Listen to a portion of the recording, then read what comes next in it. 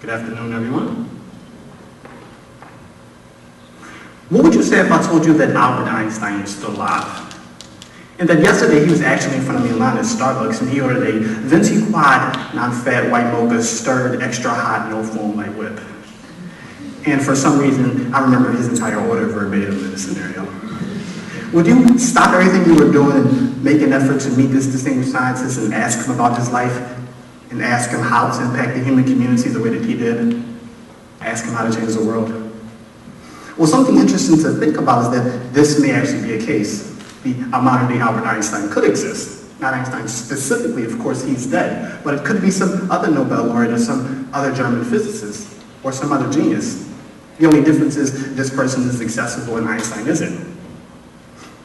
Think about it. Although it may seem unfathomable, at one point, both Mahatma Gandhi and Adolf Hitler were contemporaries. Just as both Isaac Newton and Benjamin Franklin were. Could you imagine a dialogue if these people ever spoke? Could you imagine how one person could have impacted the life of the other? So I thought about all of this, and last summer I decided that I should try and meet my greatest contemporaries. To meet these great people, I thought about the figures of greatness whom I admire, and I realized a lot of them either won awards or had awards named in their honor. For instance, both Carl Sagan and John F. Kennedy won Pulitzer Prizes, and Dr. King and even Albert Einstein both won Nobel Prizes or had awards named in their honor. So I made a list of these and other awards, and I attempted to interview and meet these distinguished awards recipients.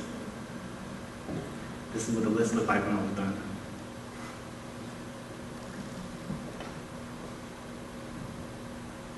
In doing this, I met a lot of different people and I learned an immense amount. I learned how a Nobel Prize-winning astrophysicist used stars to extrapolate the rate at which the universe was expanding. I learned how a Fields medalist used vertex algebra to prove a conjecture that his contemporaries couldn't.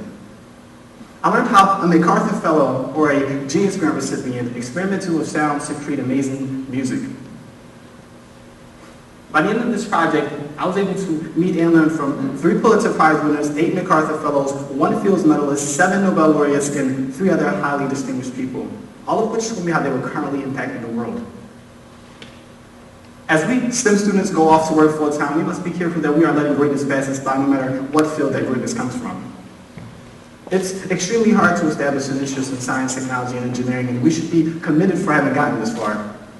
But what really gets said to those of us who do make it this far and begin this trajectory leading towards a career of science is that we must not become ignorant to all the other wonderful disciplines and schools of thinking the world has to offer. Life is about moderation, and too much or too little of anything is generally a bad thing. This summer I attempted to meet people who weren't from my field of electrical engineering. People ranging from 2 Nobel Prize-winning economists who talked to me about market design and government bailouts to 2 Pulitzer Prize-winning historians, one of which asserted that the greatest U.S. president was Abraham Lincoln because of the challenges he surmounted during the Civil War.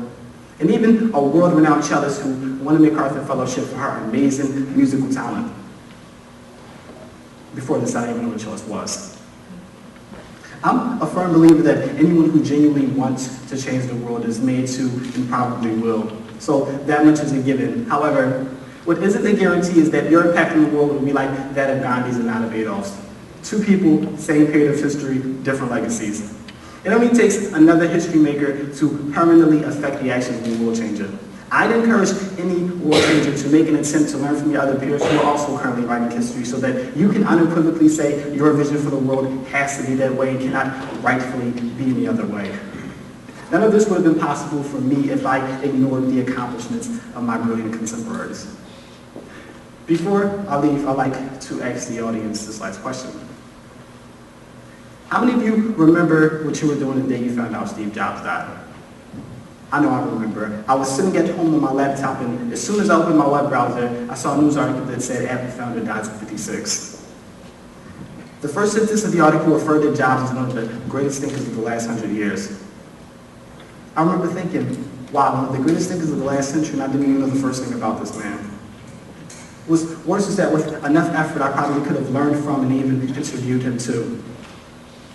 Maybe one of the MacArthur Fellows, Nobel laureates, or Pulitzer Prize winners that I met will be the next greatest thinkers of the century when I leave. Maybe they are right now. At least this time, I made an effort to learn from them before they were gone. I hope I've encouraged some of you to do the same. Thank you.